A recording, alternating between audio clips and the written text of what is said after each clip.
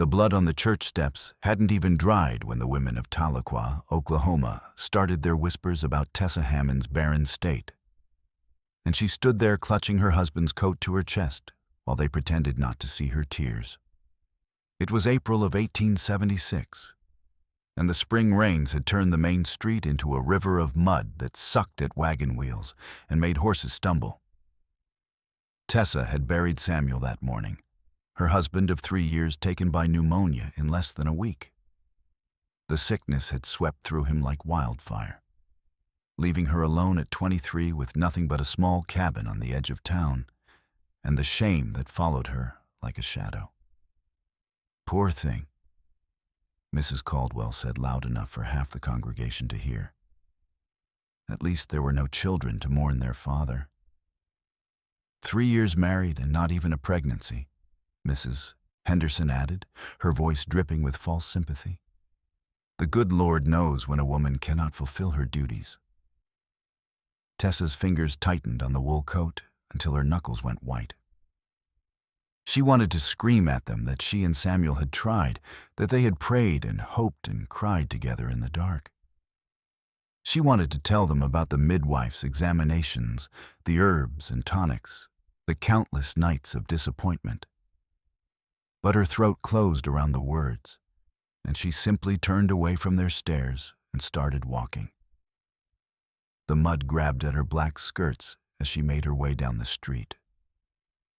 The town had grown considerably in the past few years, with new families arriving every month seeking opportunity in Indian territory. The Cherokee Nation had established Tahlequah as their capital decades ago, and now it bustled with a mixture of Cherokee citizens, white settlers, freedmen, and everyone in between. The diversity should have meant acceptance, but instead it seemed to give the gossips even more to discuss. Tessa's cabin sat a quarter-mile from the edge of town, nestled against a stand of oak trees that provided shade in summer and windbreak in winter. Samuel had built it with his own hands before they married, adding a second room when he proposed. She remembered how proud he had been, how he had carried her over the threshold and promised her they would fill every corner with love and laughter and children. The children never came. She pushed open the door and stepped into the silence. The fire had gone out hours ago, and the air held a chill despite the spring warmth outside. She hung Samuel's coat on the peg where he always kept it, her hands lingering on the fabric. It still smelled like him, like pine soap and honest sweat, and the peppermints he loved to keep in his pocket. The tears came then, hot and relentless.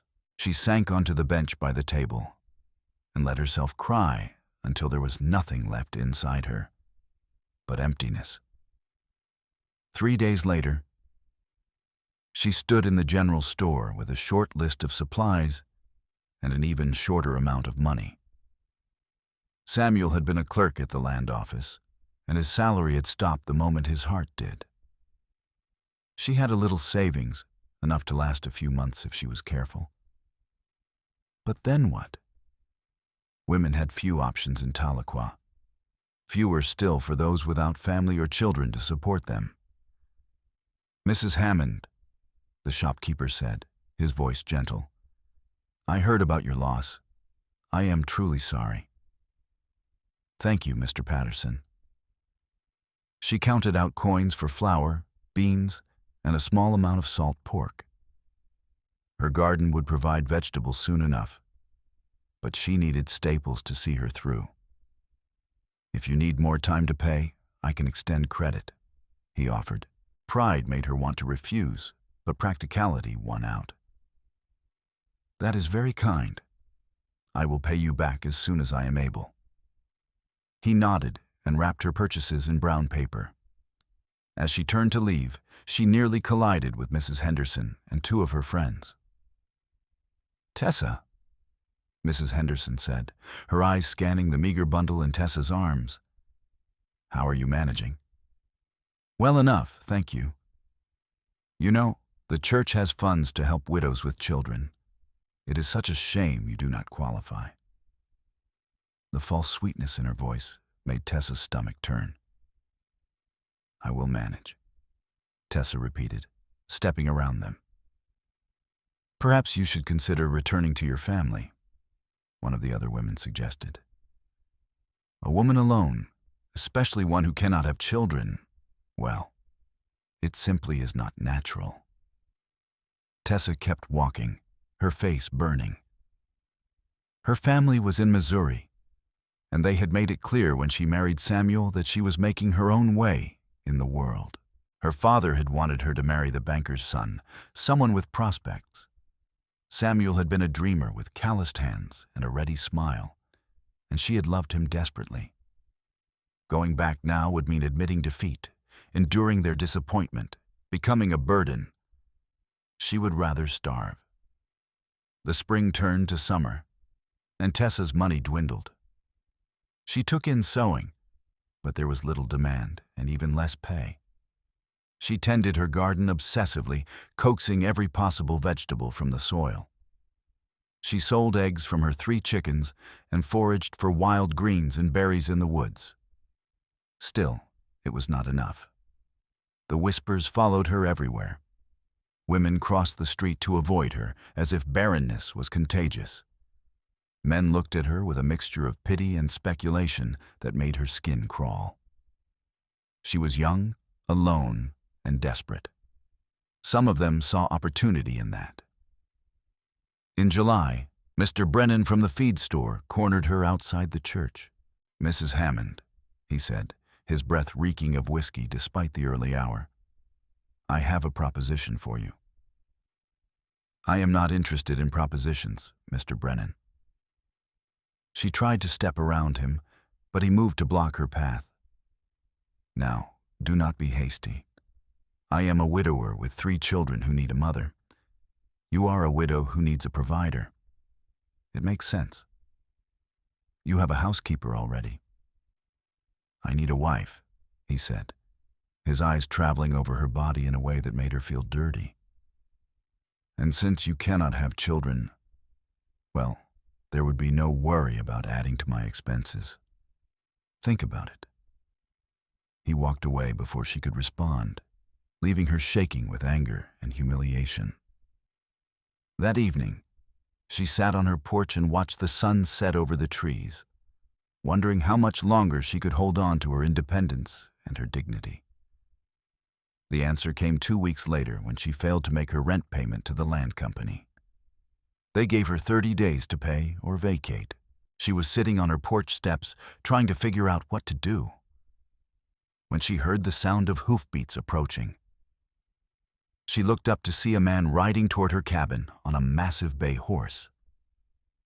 Even from a distance, she could tell he was big, broad-shouldered and powerful, with dark hair that fell past his collar.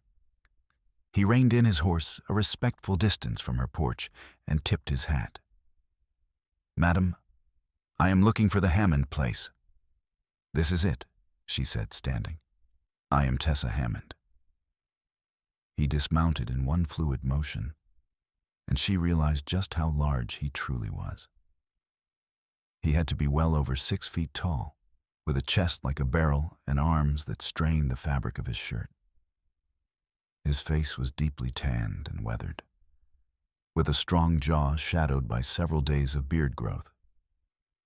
His eyes, she noticed, were a striking gray-green, like river water. "Gideon Jericho, madam," he said, his voice a deep rumble. "I knew your husband. We worked together surveying the Western Territories about 4 years back, before he settled here." Tessa felt tears prick her eyes at the mention of Samuel. "He never mentioned you." "No reason he would have. We only worked together for a few months, but he was a good man. I heard about his passing when I came through town today. I am sorry for your loss." "Thank you." She studied him, trying to place him. "Are you passing through?" "Was planning to," he said. "But I heard some things in town that concerned me. Heard a widow woman out here was being harassed, that folks were not treating her right." Heat flooded her cheeks. Gossip travels fast. It does when men in a saloon are laughing about it. His jaw tightened. Heard Brennan bragging about his proposal. Heard others making bets about how long before you had to accept someone's offer.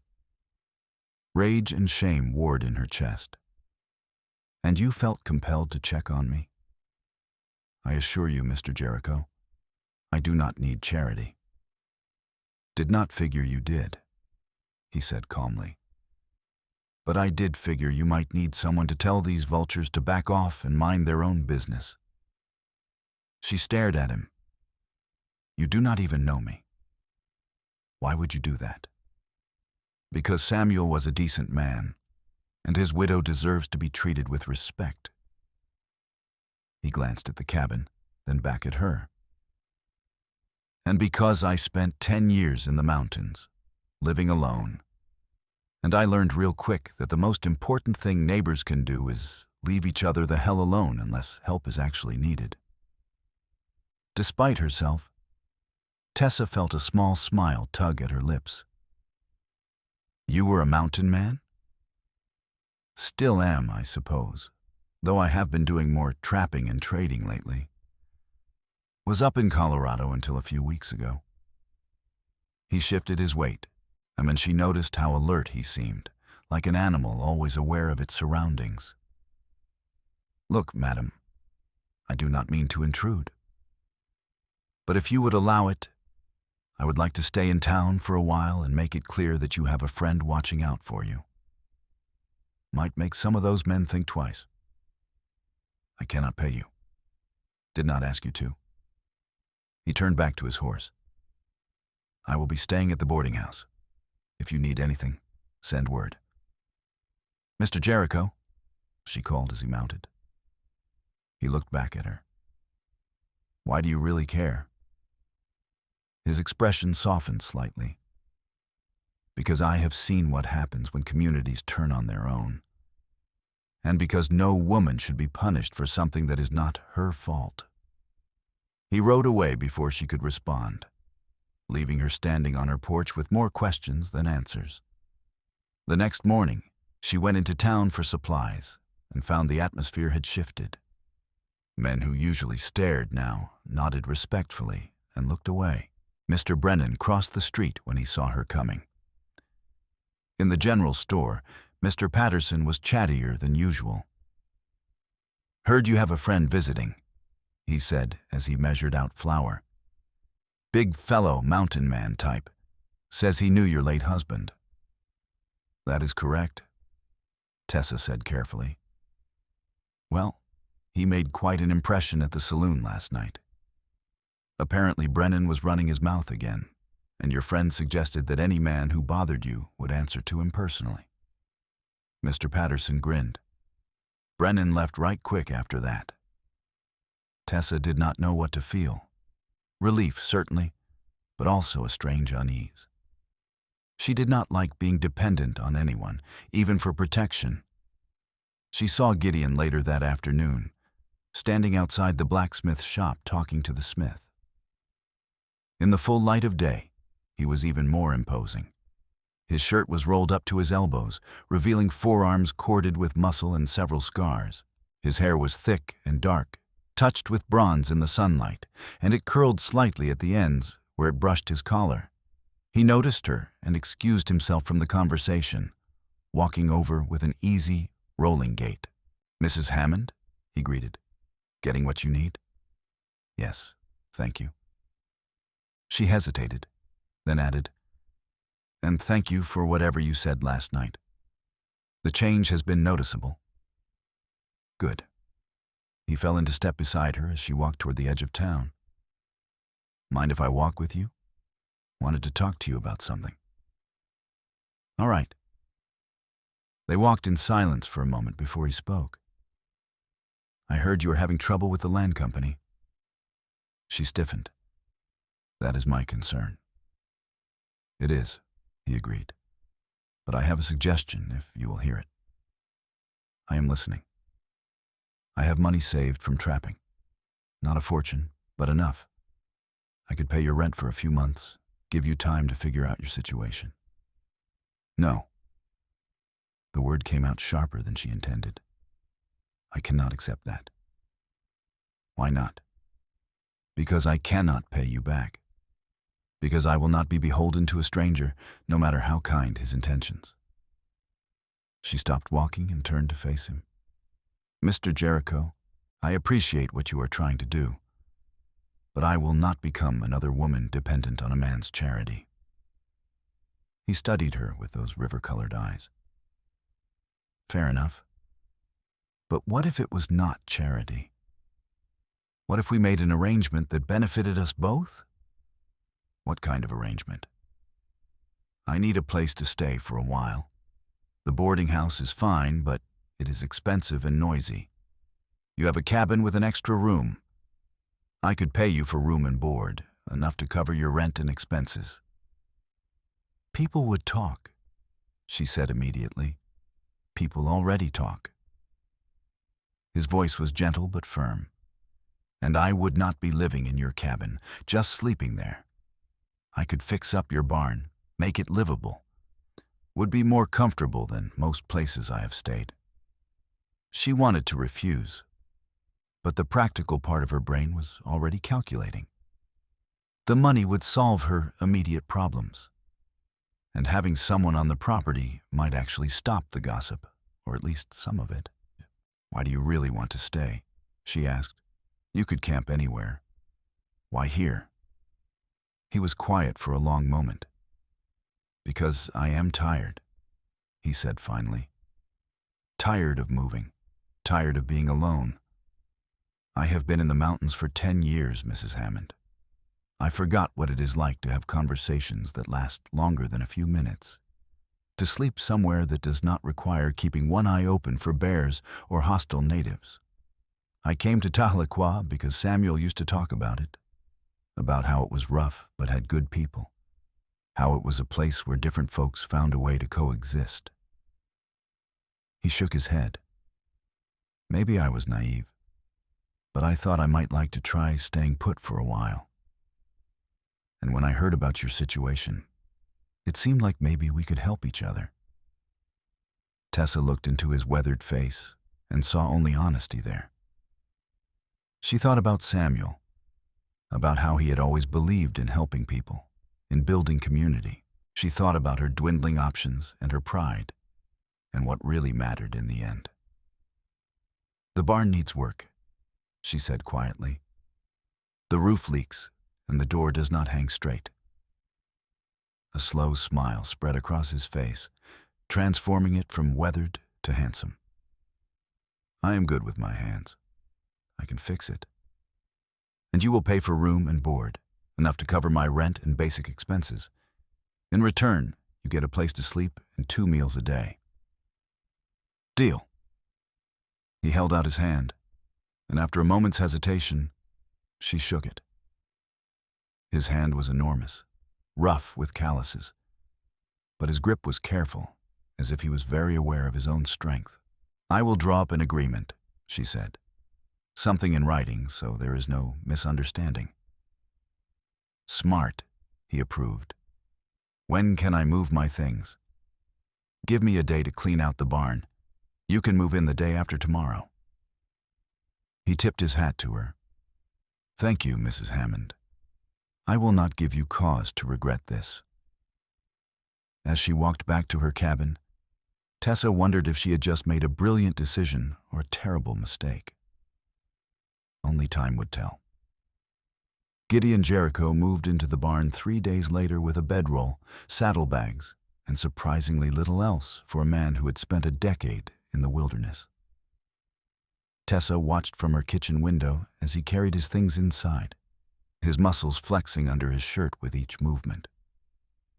She had cleaned the barn as thoroughly as possible, sweeping out years of dust and cobwebs, checking for snakes and rodents. It was not much, just a single room with a loft for hay storage, but it was dry and relatively warm. Gideon had spent the previous day fixing the roof and door, working with the kind of easy competence that spoke of years of practice. That evening, She called him in for supper. She had made venison stew with vegetables from her garden and fresh bread. It was simple fare, but she had put effort into it, wanting to prove she could hold up her end of their bargain. He appeared at her door freshly washed, his hair wet and slicked back, his shirt clean. He had trimmed his beard too, though he kept it thick enough to shadow his jaw. "Smells amazing," he said as he stepped inside. His size seemed to fill the small cabin, making her acutely aware of how alone they were. "Sit," she said, gesturing to the table. She ladled stew into bowls and then set out the bread, then sat across from him. He bowed his head and said a quiet grace before eating. His table manners were surprisingly refined for a mountain man, and he ate with obvious appreciation, but not greed. "Oh, this is excellent," he said after a few bites. "Best meal I have had in years. You must not have eaten well in the mountains." "I ate enough to survive. But there is a difference between food and a real meal." He broke off a piece of bread and used it to soak up the stew. "My mother used to make bread like this. She died when I was 15, and I have not had anything close to it since." "I am sorry," Tessa said softly. "It was a long time ago." He paused. "What about your family? Samuel mentioned you were from Missouri." "I am. My parents and 2 brothers still live there. We are not close." "Why not?" She hesitated, then decided honesty was easier than evasion. "They did not approve of my marriage to Samuel. They thought I should aim higher, marry someone with more money and prospects. When I chose him anyway, they told me I was on my own. And when he died, I received a letter from my mother. It said I was welcome to return if I was willing to admit my mistake and accept their guidance in choosing a new husband." She set down her spoon. I did not reply. "Good," Gideon said firmly. "Family should support you, not tear you down. What about your family? Any siblings?" "Had a brother. He died in the war." He took another bite of stew. "My father drank himself to death a few years later. I left for the mountains after that. Nothing keeping me in Illinois anymore." They ate in comfortable silence for a while. Tessa found herself relaxing in his presence, which surprised her. She had expected to feel uncomfortable having a strange man so close to her home, but Gideon seemed to take up space without imposing on it, if that made sense. "Can I ask you something?" he said eventually. "Yes." "Why does it bother them so much? The fact that you do not have children?" The question was direct, but not cruel. She appreciated that. "Because a woman's worth is measured by her ability to bear children. A barren woman is seen as cursed, or selfish, or somehow defective." "That is the stupidest thing I have ever heard." She laughed, startled by his bluntness. "Tell that to the women of Tahlequah." "I would be happy to," he said seriously. "People need to mind their own business instead of judging others for things beyond their control. Samuel used to say the same thing." She smiled at the memory.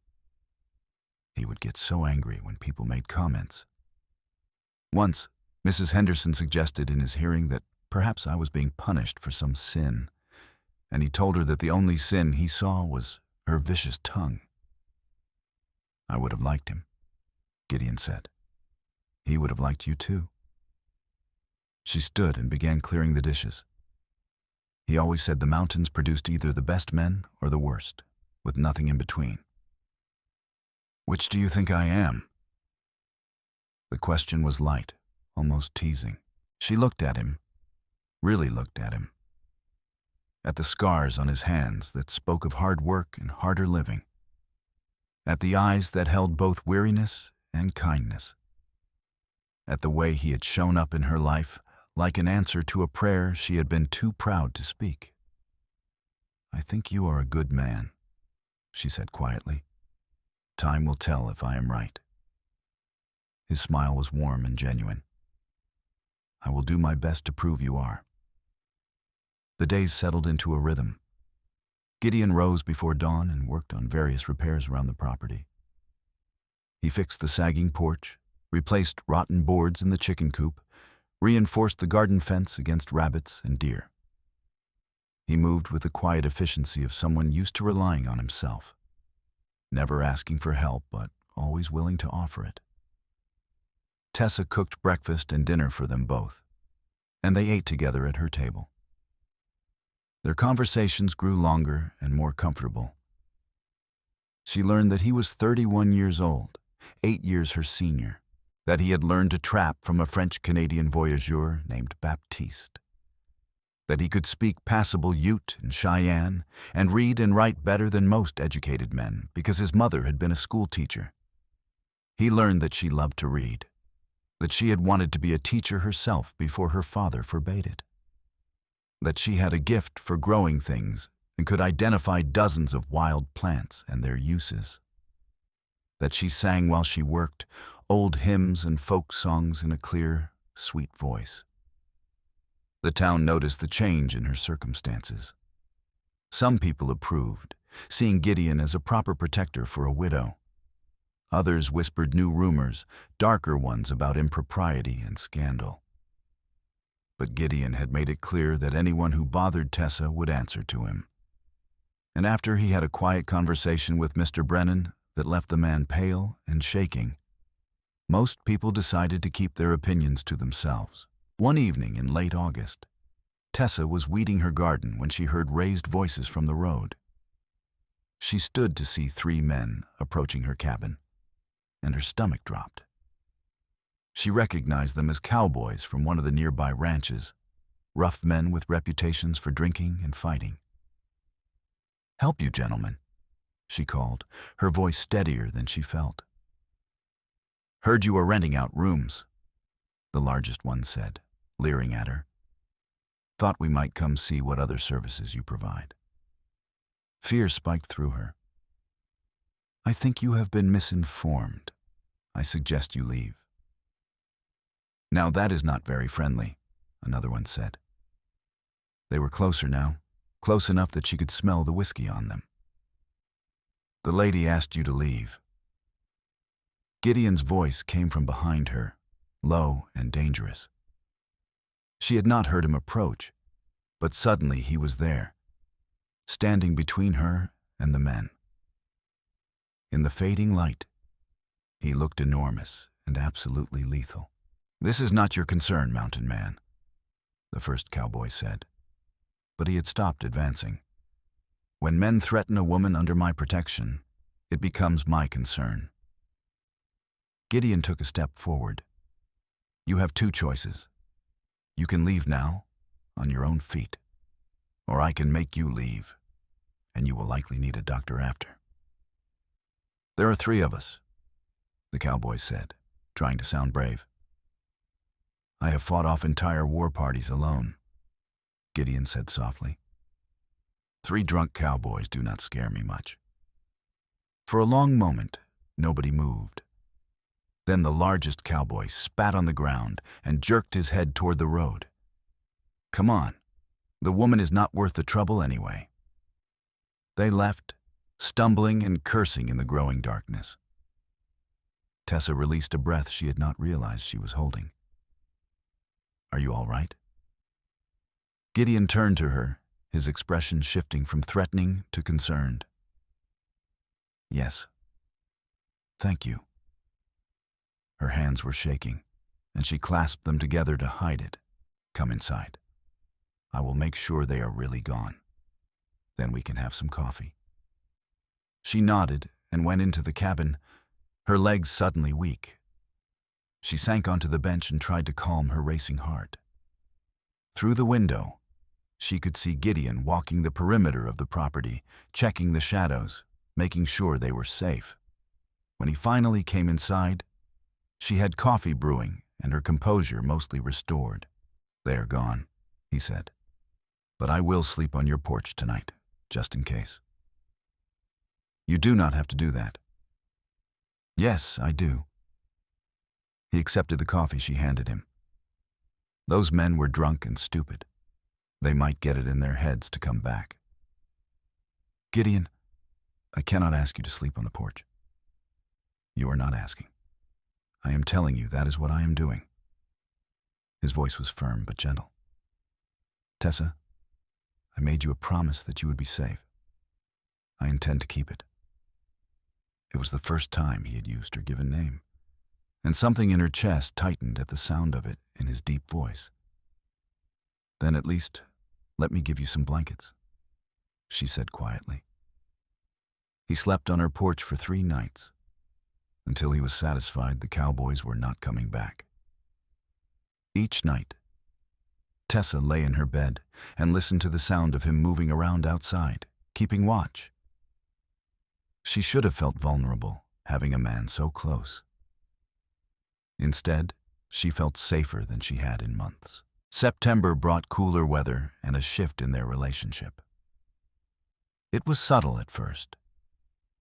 Just small things. The way Gideon's hand would linger on hers when she passed him his coffee. The way Tessa found herself putting more care into her appearance, wearing her better dresses and leaving her hair down more often. The way their evening conversations stretched longer, neither of them wanting to be the first to say goodnight. One Sunday after church, they walked home together through the golden afternoon light. The trees were just beginning to turn, touches of red and gold among the green. I have been thinking, Gideon said as they walked.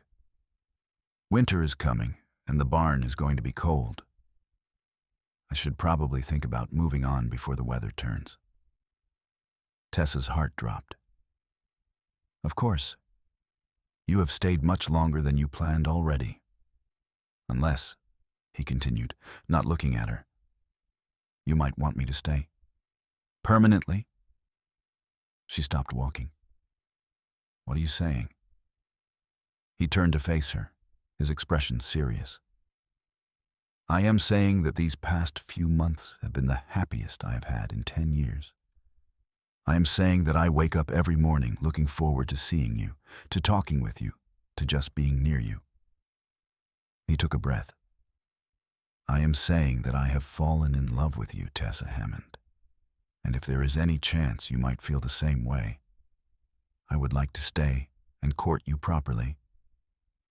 Her breath caught. She had known, somewhere deep down, that her feelings for him had grown beyond friendship or gratitude. But hearing him say the words, seeing the vulnerability in his eyes, made it real.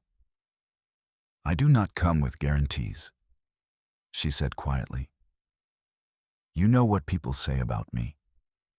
You know I may never be able to give you children. I know that you are kind and strong and brave. I know that you make me laugh and challenge me to think. I know that I would rather spend my life with you and no children than with anyone else, and a dozen. He stepped closer. I have lived alone in the wilderness for 10 years, Tessa. I know what loneliness is, and I know that what I feel when I am with you is the opposite of that. I loved Samuel, she whispered. I know. And I am not asking you to forget him or replace him. I am just asking if you might have room in your heart for me too. She thought about the past few months, about how Gideon had become essential to her daily life, about how she found herself listening for his footsteps, looking for his smile, about how the cabin felt empty when he was not in it. I think I already do, she admitted. I did not plan to. I thought I would mourn Samuel forever. But you have made me feel alive again. His smile was like sunrise. Can I court you properly then? Take you to socials, bring you flowers, all the things a man should do? Yes, she said, and felt joy bubble up in her chest. Yes, you can court me. He took her hand, his rough palm warm against hers. "There is one more thing you should know." "What is that?" "The neighbors are going to talk," he said seriously. "They are going to say things, make assumptions. Some of it will be cruel." "Let them talk," she said firmly. "Let them whisper all they want. I am done living my life for their approval." "Good," he said, "because I plan to tell anyone who will listen that I am courting the most amazing woman in Oklahoma Territory." He walked her home, their hands linked, and Tessa felt lighter than she had in years. When they reached her porch, he lifted her hand to his lips and kissed her knuckles, a gesture both old-fashioned and sweetly romantic. "Good night, Tessa." "Good night, Gideon." She watched him walk to the barn, then went inside and leaned against the closed door, her hand pressed to her chest where her heart was racing. "Samuel," she thought, "I hope you understand. I hope you would approve." In her heart, she felt a sense of peace, as if Samuel was giving her his blessing to move forward, to live again. The courting period was like something out of a storybook. Gideon brought her wildflowers every few days, bouquets of black-eyed Susans and purple coneflowers that she arranged in jars around the cabin. He took her to the town social in late September, and they danced together while half the town stared. His size made him a surprisingly graceful dancer, and he held her like she was something precious. They took long walks in the evening, talking about everything and nothing. He told her about the mountains, about watching the sunrise from peaks that touched the sky, about tracking elk through snow so deep it came to his chest. She told him about her dreams of teaching, about the books she had read and loved, about wanting to make a difference in the world, even in small ways. In October, he kissed her for the first time. They were sitting on her porch watching the sunset, and he had been telling her about his plans to build them a bigger cabin if she agreed to marry him. She had turned to say something, and found him looking at her with such tenderness that the words died in her throat. "May I kiss you?" he asked softly. "Yes," she breathed. He cupped her face in his large hands, gentle despite their strength, and lowered his lips to hers. The kiss was slow and sweet and perfect, tasting of the apple pie they had shared for dessert. When he pulled back, his eyes were dark with emotion. "I love you," he said. "I know it is fast, but I am certain of it." "I love you too," she replied, and knew it was true. What she felt for Gideon was different from what she had felt for Samuel, but no less real. Samuel had been her first love, her young love. Gideon was her second chance, her healing. "Marry me," he said. "Not today or tomorrow, but soon. Marry me and let me spend the rest of my life making you happy." "Yes," she said, tears of joy streaming down her face. "Yes, I will marry you." He kissed her again, deeper this time, and she felt the future opening up before them, full of possibility. They set the wedding for November, giving the town time to adjust to the idea and themselves time to prepare. Gideon worked on expanding the cabin, adding a larger bedroom and a proper kitchen. He was a skilled carpenter, and the work went quickly. Tessa sewed herself a new dress, simple cream-colored wool that she embroidered with delicate flowers around the collar and cuffs. The whispers continued, of course. Some people were happy for them, genuinely glad to see the widow find love again. Others were scandalized by the speed of it, by the impropriety of a mountain man and a barren woman making a life together. Mrs. Henderson led the charge of disapproval, making sure everyone knew her opinion on the matter. One afternoon, Tessa encountered her in the general store. She braced herself for a confrontation, but Mrs. Henderson simply looked at her with cold eyes and said, "I suppose you think you have won." "This is not a competition," Tessa replied calmly. You will never have children. Your marriage will be cursed, just like the first one." Before Tessa could respond, Gideon appeared at her side. She had not realized he was in the store. "Mrs. Henderson," he said, his voice carrying through the suddenly quiet shop. "I have tried to be polite, tried to let your comments slide because Tessa asked me to. But I am done with that now. How dare you speak to me that way?" Mrs. Henderson sputtered. "How dare you speak to my future wife the way you do?" He countered. "You know nothing about what Tessa has been through, nothing about the pain she has endured, and you have no right to judge her or make predictions about our life together. I am simply concerned for her soul," Mrs. Henderson said primly. "No, you are not. You are cruel and petty, and you hide behind religion to justify your meanness." Gideon stepped forward, and the older woman actually backed up. "Here is what is going to happen. You and every other person in this town who has whispered about Tessa's empty womb are going to mind your own business from now on. You are going to keep your opinions to yourself and treat my wife with the respect she deserves." "Or what?" Mrs. Henderson challenged. "Or you will answer to me." His voice was quiet but absolutely serious. "I have spent 10 years surviving in the wilderness, madam. I have faced down grizzly bears, hostile war parties, and winters that would kill most men. I am not afraid of you or your gossip. But you should be afraid of what I am willing to do to protect the woman I love." The store was absolutely silent. Mrs. Henderson's face had gone pale, then red with rage. "You cannot threaten me." "I am not threatening. I am promising." Gideon took Tessa's arm gently. "Come on, love. We are done here." They walked out into the autumn sunshine, leaving a store full of shocked faces behind them. Tessa was shaking, but not with fear. With relief, with gratitude, with love for this man who stood up for her when no one else would. "Thank you," she whispered. "You do not have to thank me for defending you," he said firmly. "That is what you do for the people you love. You stand up for them."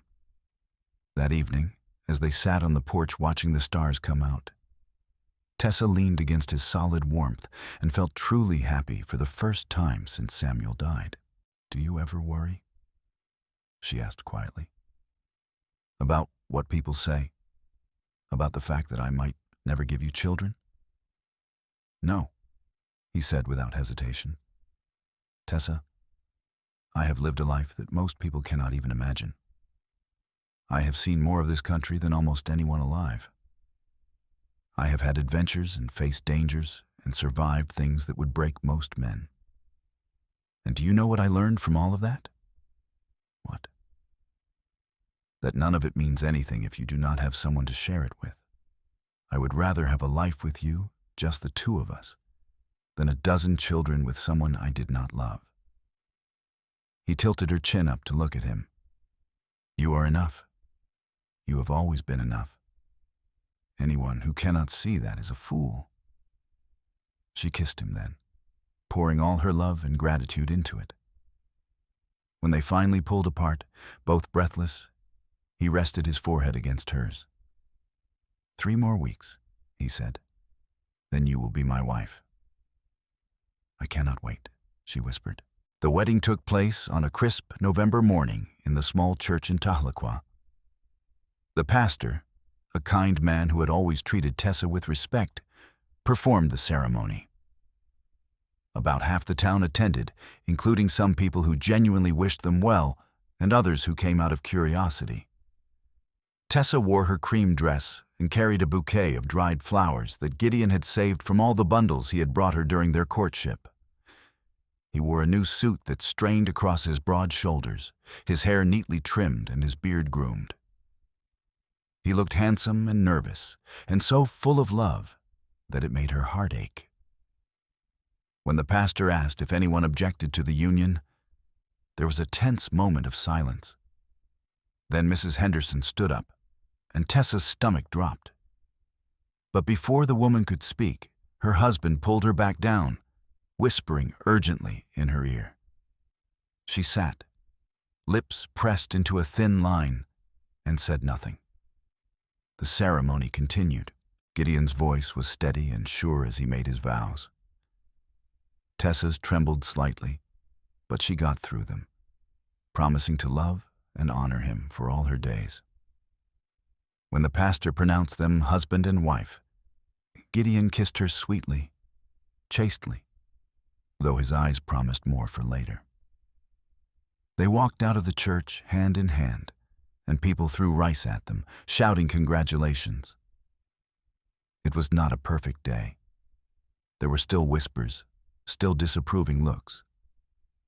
But there was also joy and celebration and hope. At the small reception in the church hall, one of the Cherokee elders approached them.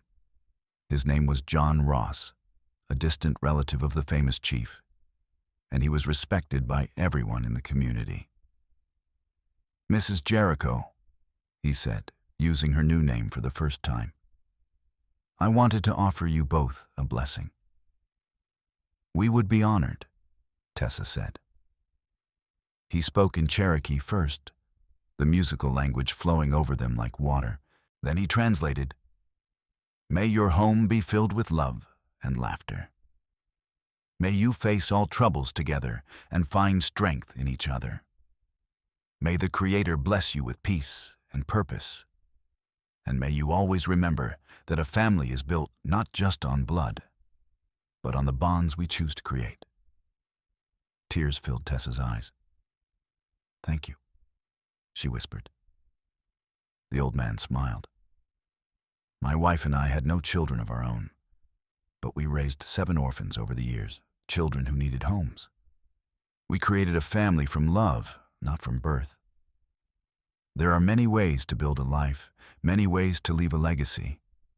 Do not let others tell you there is only one path." After he left, Gideon pulled Tessa close. "He is right, you know. We will build our own family, whatever that looks like." "I know," she said. "I am starting to believe that."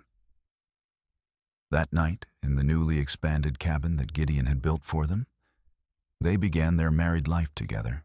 He was gentle with her, patient, making sure she felt safe and cherished.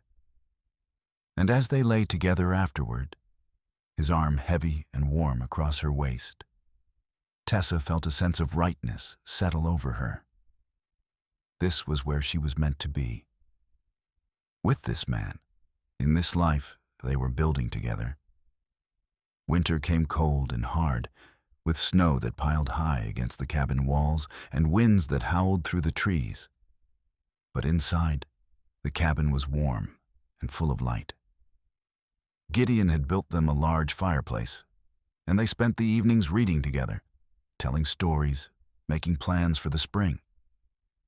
In January, a young woman showed up at their door during a blizzard. She was Cherokee, barely 17, and heavily pregnant. Her name was Ayita, and she was running from a violent husband who had threatened to kill her and the baby. Tessa and Gideon took her in without hesitation, giving her their spare room and their protection. When her husband came looking for her 3 days later, Gideon met him at the property line with a rifle and a promise that he would shoot him if he ever came near Ayita again. The man left and did not return. Ayita stayed with them through the winter. As her belly grew, Tessa found herself helping her prepare, gathering supplies, sewing tiny clothes. It should have hurt, helping another woman prepare for the baby she could never have herself. Instead, it felt healing, purposeful. In late February, Ayita went into labor. The midwife was snowed in, unable to reach them. Tessa had no choice but to help deliver the baby herself, relying on instinct and what little she remembered from watching other births. It was terrifying and miraculous. When the baby finally emerged, a perfect little boy with a lusty cry, Tessa felt something shift inside her. She cleaned him and wrapped him in a soft blanket, then placed him in his mother's arms. "Thank you," Aida whispered, tears streaming down her face. "Thank you for saving us both." Gideon stood in the doorway, his face full of wonder as he looked at the new mother and child.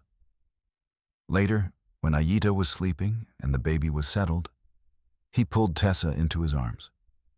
"You were amazing," he said, so strong and calm. "I was terrified," she admitted, "but you did it anyway." He kissed her forehead. That is what bravery is. Aida stayed with them through the spring, recovering and bonding with her son. She helped with the cooking and cleaning, earning her keep while she figured out her next steps. In April, some of her relatives came from the Cherokee settlement to the west. They had heard about her situation and wanted to offer her a home. Before she left, Aida came to Tessa with the baby in her arms. "I want you to be his godmother," she said. "You saved both our lives. I want you to always be part of his story." "I would be honored," Tessa said, taking the tiny boy and cradling him close. His name was Tsula, which meant fox in Cherokee, and he had big dark eyes that seemed to see everything. After they left, the cabin felt empty. Tessa found herself mourning, not for what she did not have, but for the absence of the life that had filled their home for a few months. Gideon noticed, of course. He always noticed.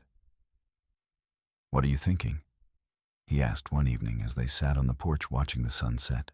"That we have more love to give than just to each other," she said slowly. "That maybe we could help more people the way we helped Aida." "What do you mean?" "There are so many children without homes. So many women in difficult situations. What if we opened our home to them? Not permanently, necessarily, but as a safe place, a way station." She turned to look at him. "Would that be something you would want?" His smile was slow and warm. "I think that sounds perfect." And so they began. Word spread slowly at first, then faster. Their home became known as a place where people in trouble could find help. They took in a freed woman fleeing north with her 2 children. They sheltered a young white couple whose families had disowned them for marrying across class lines. They helped a widower with 3 young daughters who needed someone to care for them while he worked. The cabin expanded again, Gideon adding rooms as they needed them. It was not an orphanage or a boarding house, not exactly.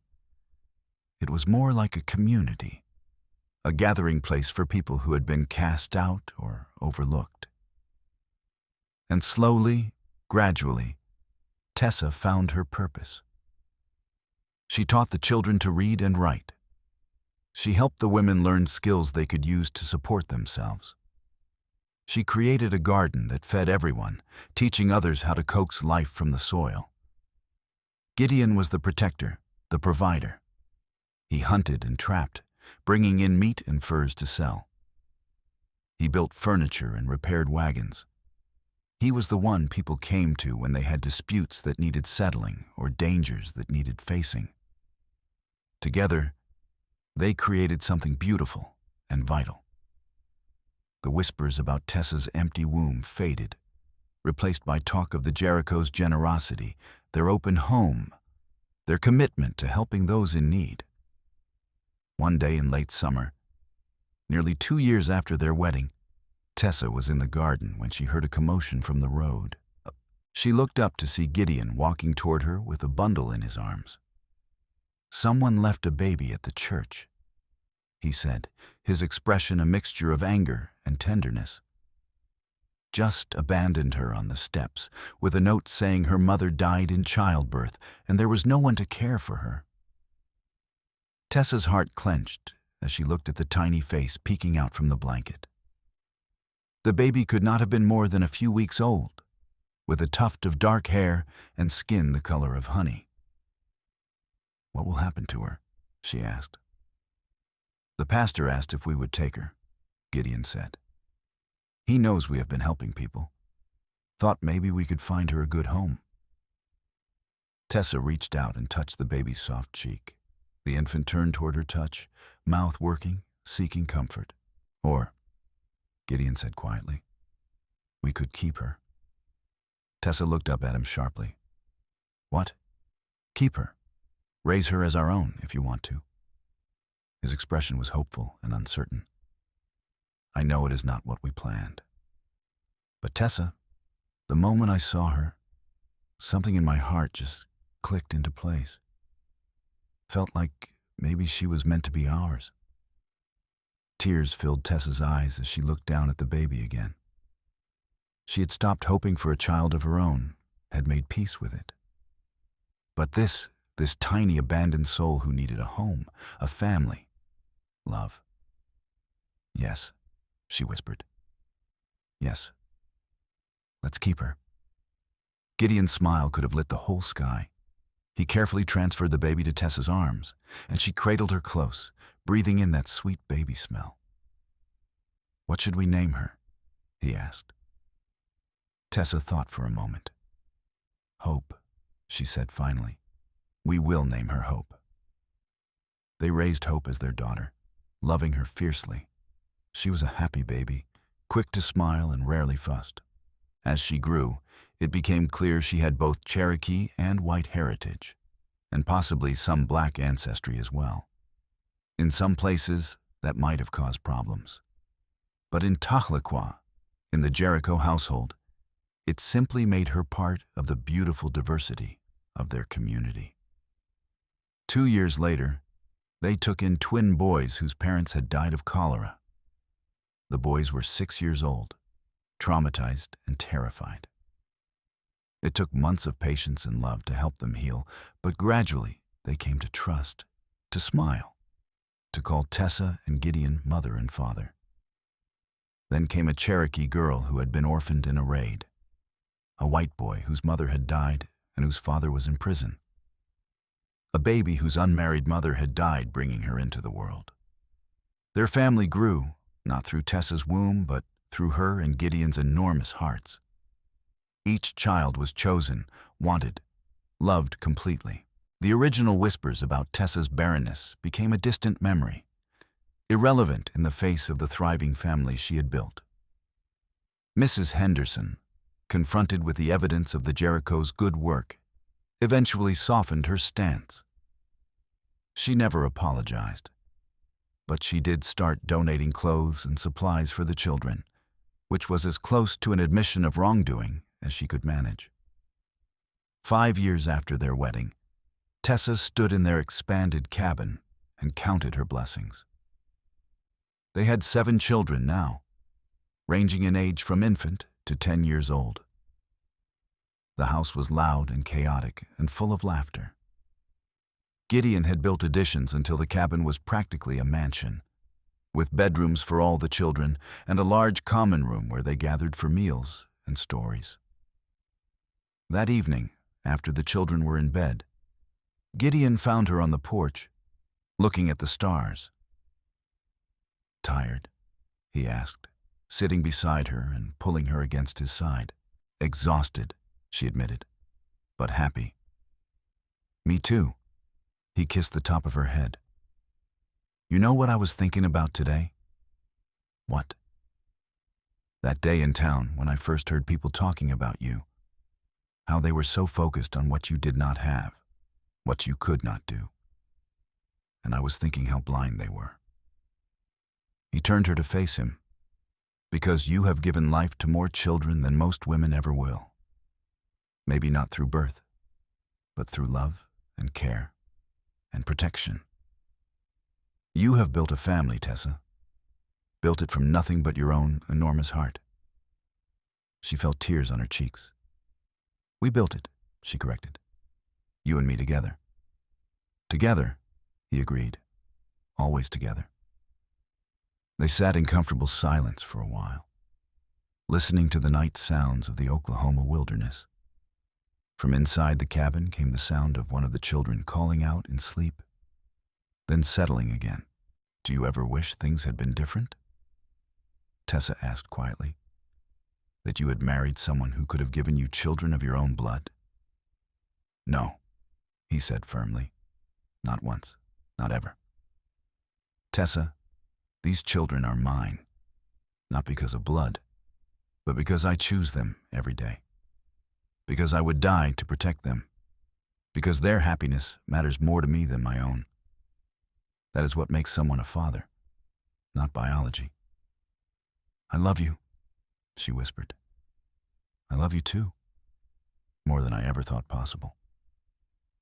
The years passed, each one bringing new challenges and new joys. Hope grew into a spirited little girl with her mother's kindness and her father's determination. The twins became inseparable, finishing each other's sentences and getting into mischief together. The other children grew and thrived, each one unique and precious. Gideon taught them all to hunt and trap, to survive in the wilderness, to be strong. Tessa taught them to read and write, to grow things, to care for others. Together, they created a home full of love and laughter and purpose. Some of the children eventually moved on, finding their own paths in life. Others stayed close, building their own homes near the Jericho cabin, creating an extended family.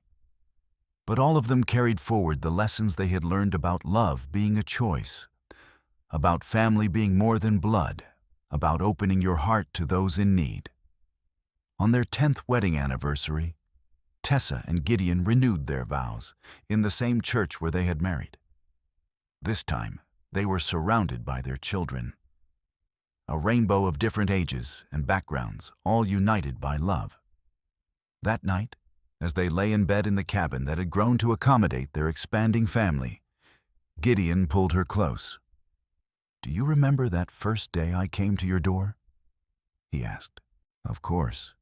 You were this intimidating stranger telling me about Samuel." "I was so nervous," he admitted.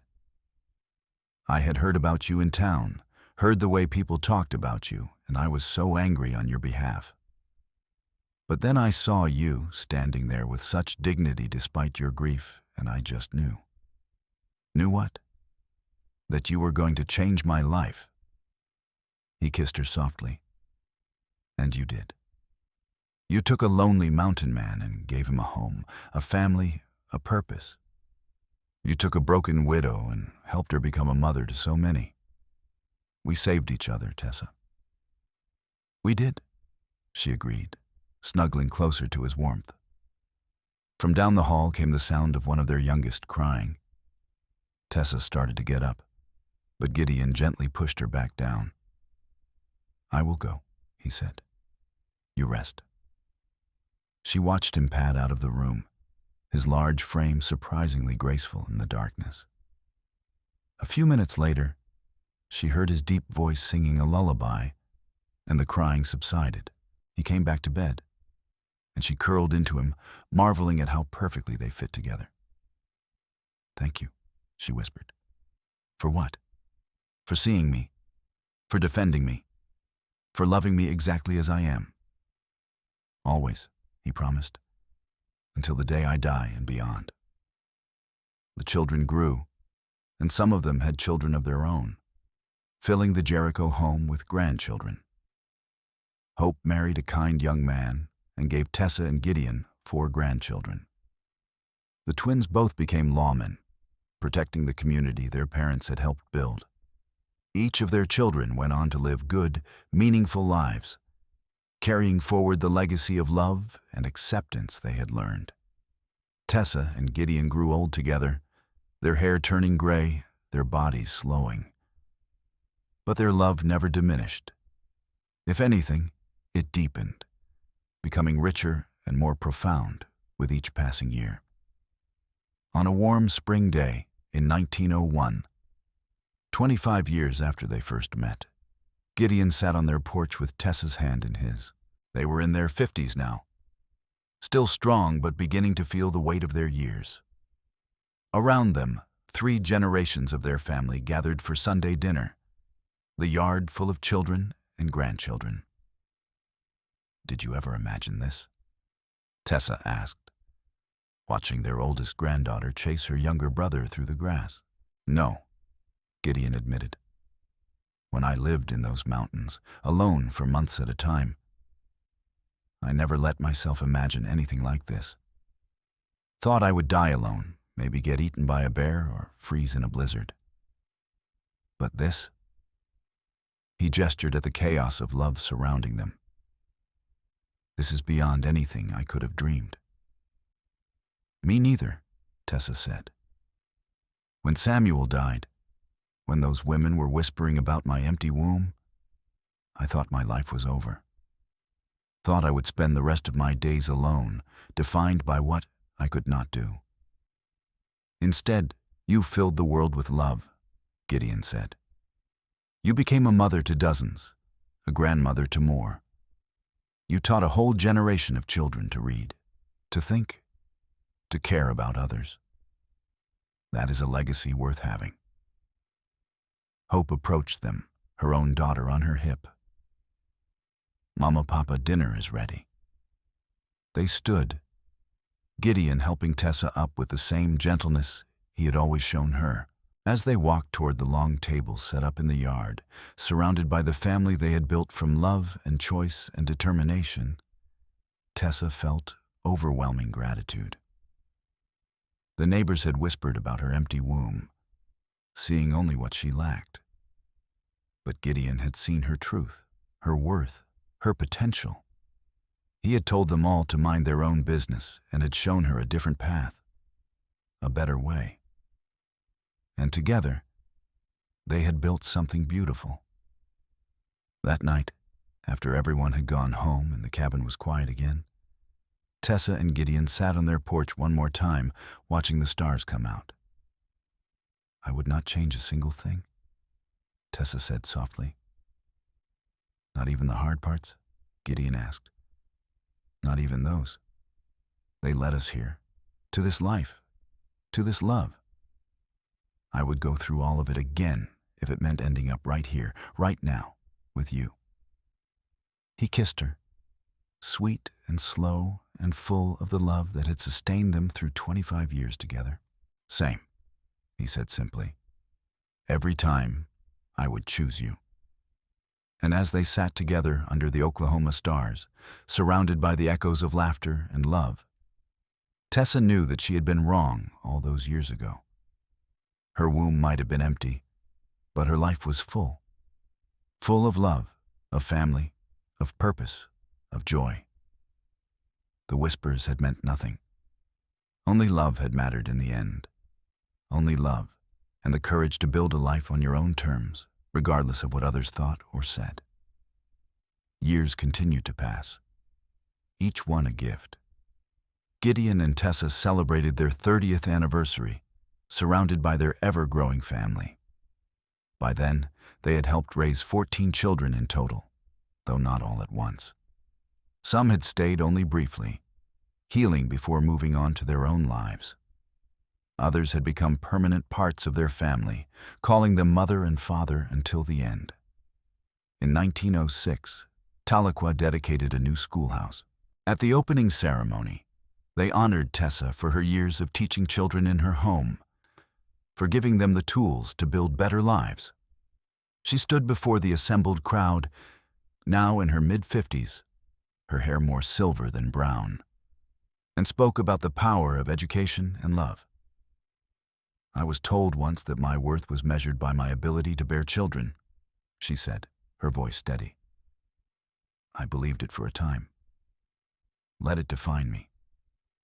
Limit me. But I learned that there are many ways to be a mother, many ways to leave a legacy. Every child I taught to read, every person I helped find their way, they are my legacy. Not born from my body, but from my heart. And that is enough. More than enough.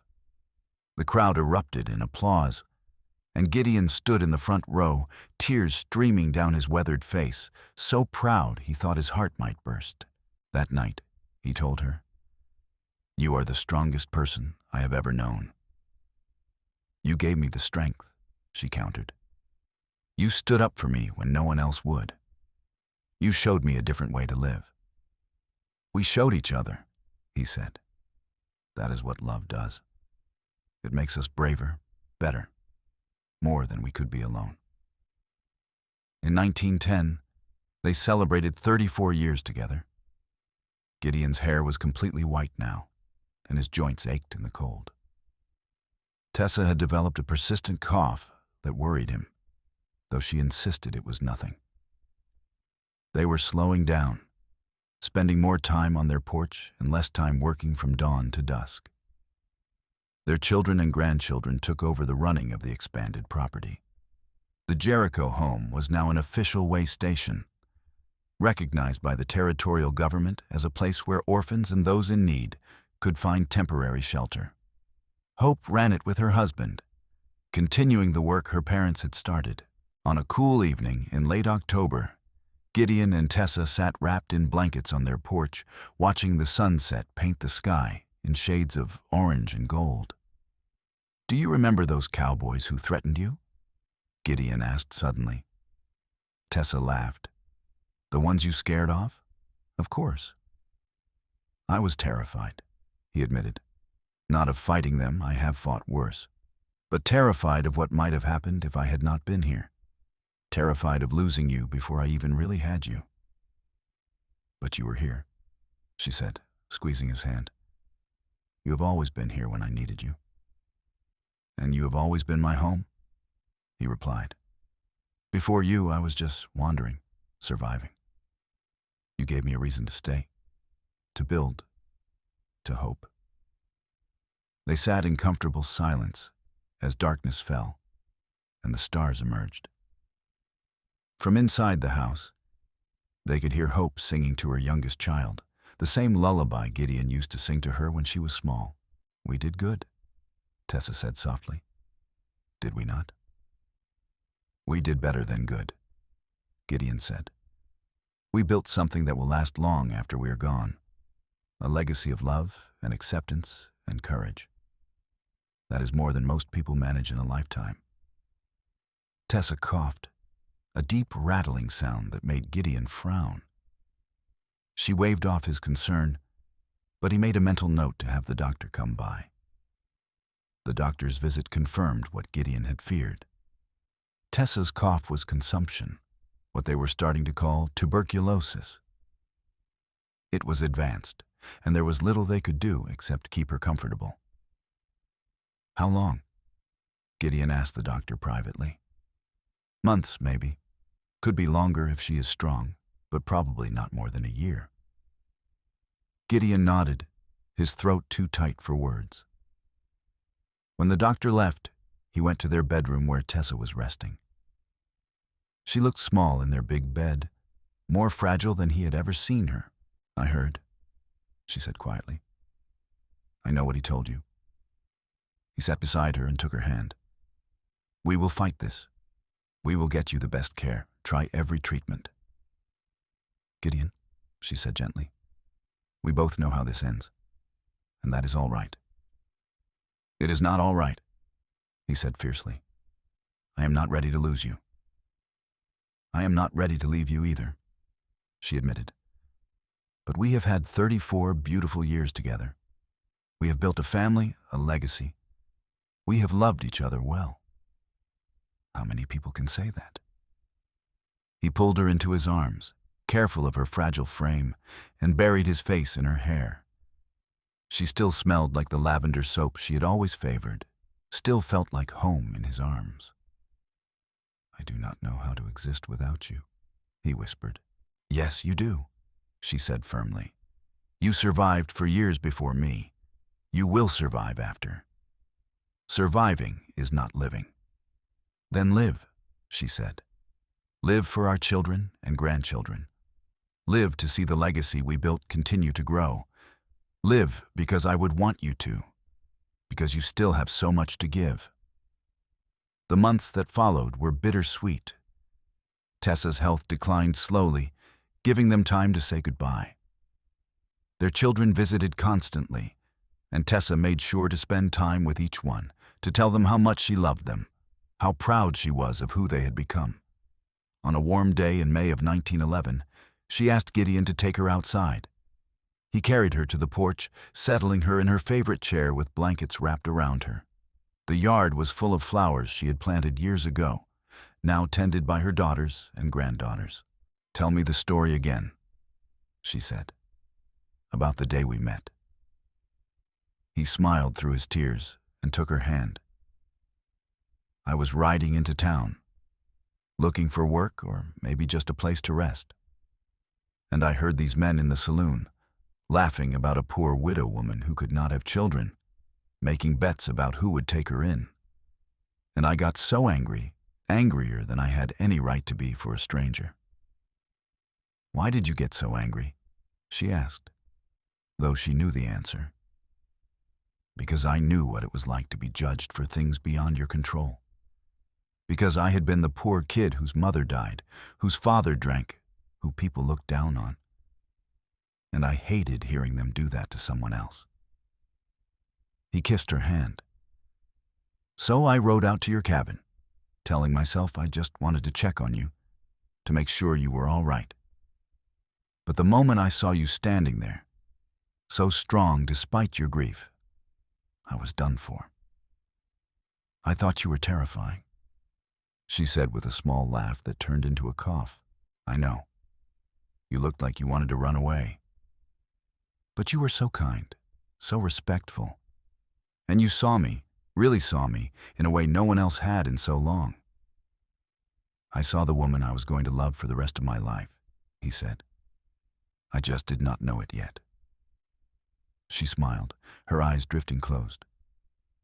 "It has been a good life, has it not?" "The best," he agreed, his voice breaking. "I love you, Gideon Jericho. Thank you for showing me what love really means. Thank you for building this beautiful life with me." "I love you too, Tessa. More than words can say. You are the best thing that ever happened to me." She squeezed his hand weakly. They sat together as the sun moved across the sky, Gideon holding her hand and memorizing every detail of her face. Around them, their family moved quietly, giving them space but staying close. As the sun began to set, painting the sky in brilliant shades of pink and gold, Tessa took a deep breath and let it out slowly. "It is beautiful," she whispered. "You are beautiful," he replied. She smiled one more time, and then she was gone, slipping away as peacefully as a sunset fading into night. Gideon held her for a long time, tears streaming down his face, his heart shattered but grateful. Grateful for every moment they had shared, for every laugh and tear and ordinary day. Grateful that she had loved him, that he had found her, that they had built this incredible life together. The funeral was attended by what seemed like half of Tahlequah and the surrounding areas. People came from miles away to pay their respects to the woman who had opened her home and her heart to so many.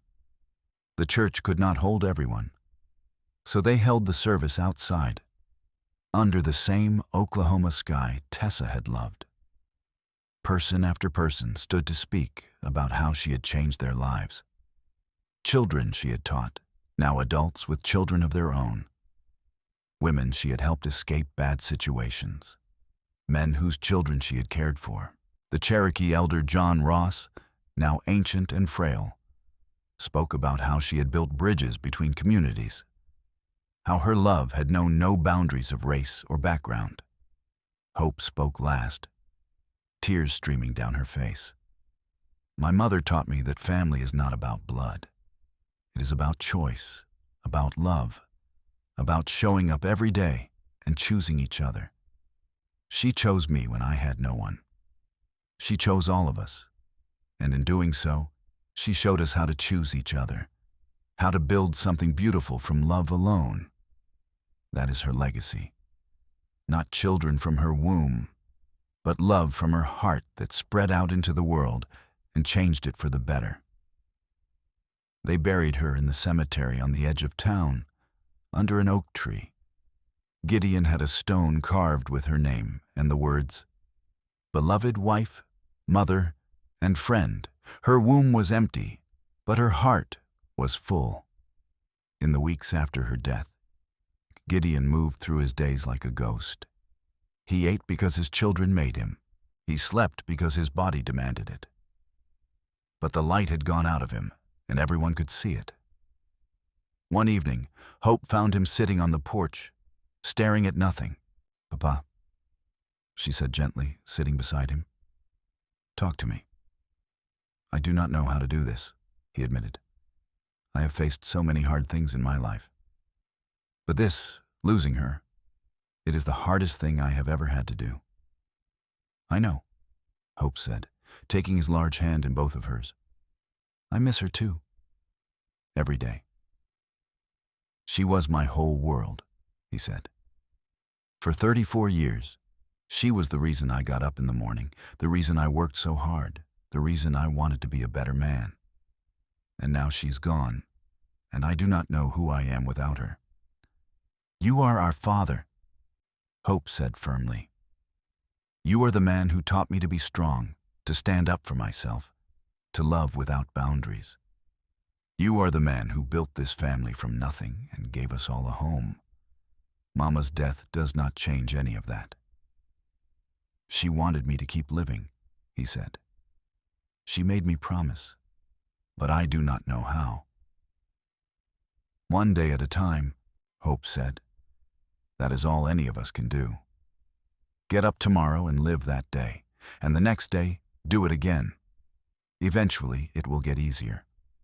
The pain will not go away, but you will learn to carry it." Gideon looked at his daughter, this woman he had raised from infancy, and saw Tessa's strength and kindness reflected in her eyes. "She would be so proud of you," he said. "She was proud of all of us," Hope replied, "because she and you taught us how to live, how to love. Now you have to keep showing us, Papa. You have to keep living so we can see what strength looks like even in grief." He pulled her into a hug, this daughter of his heart, and let himself cry on her shoulder the way she had cried on his so many times growing up. "I will try," he promised. "For her, for all of you, I will try." And he did. It was not easy, and there were days when the grief threatened to drown him. But he got up every morning and found reasons to keep going. He played with his grandchildren, teaching them the same survival skills he had taught their parents. He worked on the property, keeping it running smoothly. He attended church every Sunday and sat in the pew he had shared with Tessa, feeling her presence beside him. Slowly, gradually, he learned to live with the loss. The sharp, unbearable pain faded into a persistent ache that he carried with him always. He learned to smile again, to laugh at his grandchildren's antics, to take joy in the simple things. On what would have been their 40th wedding anniversary, he rode out to the cemetery alone. He had brought wildflowers, the same kind he used to pick for her during their courtship. "Hello, my love," he said, settling down beside her grave. 40 years since you agreed to let me court you. Hard to believe it has been that long." He arranged the flowers in the vase he had placed there, talking to her like she could hear him. "The family's doing well. Hope is running the way station beautifully, just like you would have wanted. The twins are both sheriffs now, keeping the peace. And our youngest, little Grace, she is getting married next month to a good man. Wish you could be here to see it." He paused, swallowing hard. "I miss you every day. Some mornings I still reach for you in bed before I remember you are gone. But I am trying to live like you wanted me to. Trying to find joy, to be there for our children. It is harder than anything I have ever done. But I am doing it. For you." He sat there for a long time, talking to her about the news, the grandchildren, the changes in town. When he finally stood to leave, he placed his hand on the headstone. "I love you, Tessa Jericho. I will love you until my last breath and beyond. Thank you for 34 years of happiness. Thank you for showing me what love really means. Thank you for this beautiful family we built together." As he rode home, he felt lighter than he had in months. The grief was still there, would always be there. But so was gratitude and love, and the knowledge that he had been blessed beyond measure. Gideon lived for another 15 years after Tessa's death. He saw all of their children settled and happy, saw his grandchildren grow and start families of their own. He became the patriarch of a sprawling family tree that included dozens of people, all connected by love rather than blood. He never remarried, though several women expressed interest. He had loved once, deeply and truly, and that was enough for him. Tessa had been his great love, his soulmate, and no one could replace her. In the spring of 1926, at the age of 81, Gideon fell ill with pneumonia. His children gathered around him, 3 generations crowding into the cabin that had started as a simple 2-room structure and grown into a sprawling family home. Hope sat beside his bed, holding his hand. "Papa, is there anything you need? Anything we can do?" He smiled at her, at all of them. "I have everything I need. I have all of you." That night, as he drifted in and out of consciousness, he dreamed of Tessa. She was young again, standing in her garden with the sun shining on her hair, and she was smiling at him. "Are you ready?" she asked, holding out her hand. "I have been ready since the day you left," he replied, taking it. "You did well," she said. "You lived. You loved. You kept our family strong. I am so proud of you. I missed you every day. I know, but you will not have to miss me anymore. Come on, love. Let me show you what I have been working on." He followed her, and as he did, he felt the pain and weariness of his old body fall away. He felt young again, strong again, whole again. When his children checked on him in the morning, they found him gone, a peaceful smile on his weathered face. His hand was outstretched, as if reaching for something they could not see. They buried him beside Tessa, under the oak tree. His headstone read, "Gideon Jericho, beloved husband, father, and friend. He defended the defenseless and loved without boundaries." At the funeral, Hope stood before the assembled crowd, now a grandmother herself, and told the story of her parents. "The neighbors whispered about my mother's empty womb," she said. "They saw only what she lacked, not what she had to give. But my father, he told them to mind their own business. He saw her worth, her strength, her capacity for love. And together, they built a family that has touched hundreds of lives." She gestured to the crowd, to the mix of ages and backgrounds, all gathered to mourn the man who had been father to so many.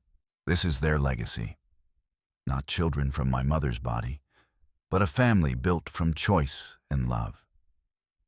They showed us that there are many ways to build a life, many paths to purpose. They taught us that love is not limited by biology or circumstance, that family is what you make it." She paused, tears streaming down her face. They whispered about her empty womb, but they should have been marveling at her full heart, at both of their full hearts. Because from that love, from that choice to build a different kind of family, came all of this, all of us. The crowd was silent, many crying openly. Then someone started clapping, and soon everyone joined in, applauding 2 people who had lived their lives with courage and love and purpose. As the years passed, the story of Gideon and Tessa Jericho became part of Tahlequah's history. The way station they had started continued operating for decades, helping countless people find their footing in a hard world. Their children and grandchildren carried forward their legacy of acceptance and love. The cabin they had built together eventually became a historical site, preserved as an example of how diverse families worked together in early Oklahoma. People came from far and wide to see it, to hear the story of the barren woman and the mountain man who had defied expectations and built something beautiful. And in every telling of the story, the message was clear. Love is not limited by biology or circumstance. Family is built from choice, from commitment, from showing up every day and choosing each other again and again. Worth is not measured by what you cannot do, but by what you choose to give. The neighbors had whispered about her empty womb, but Gideon had told them to mind their own business, and together, he and Tessa had proven that the whispers did not matter. Only love mattered. Only family mattered. Only the legacy they left behind. And that legacy was love, pure and simple. Love that had started with two broken people who found each other and built a home. Love that had spread out into the world and changed it for the better. Love that would continue on through generations. A testament to what is possible when you refuse to be defined by your limitations and instead choose to live from your strengths. In the end, that is what their story was about. Not about what Tessa could not do, but about what they both chose to do instead. They chose love. They chose family. They chose each other. And that choice made all the difference.